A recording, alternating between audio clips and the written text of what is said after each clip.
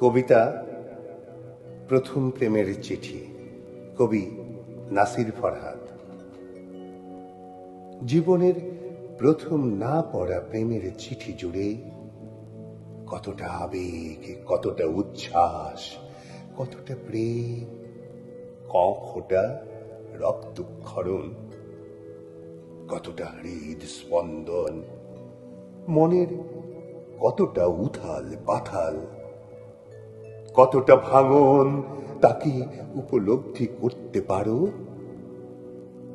যদি না পারো তবে ভালোবাসা কি সেটা বুঝবে কেমন করে? জীবনের প্রথম দুপাট্টা আঙুলে জড়ানো কতটা আহ্লাদ, কতটা চমকে ওঠা, কতটা কাছে আসা, কতটা খেয়াল রাখা, কতটা স্মৃতি, আর কতটা আবেগ তাড়িত কল্পনার আনাগোনা, তা কি বুঝো? তাহলে কিভাবে মনে প্রেমের অস্তিত্ব অনুভব করবে?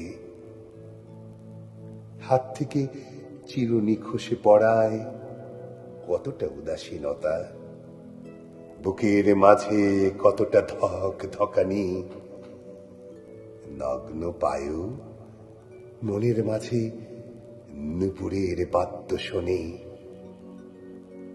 টেলিপ্যাথিতে দূর থেকে বাতাসে ভেসে আসা প্রিয়তমর কণ্ঠ শুনে চকিত হও কি? তবে প্রেমের বাঁধন দৃঢ় হবে কি করে? কি করে বুকের খাঁচায় বাসা বাঁধবে ভালোবাসা? প্রেমের নামে বেচা কেনা তো হর হামেশাই হচ্ছে, হওয়াচ্ছ, ঘটছে, ঘটাচ্ছ, দেখছো, দেখাচ্ছ।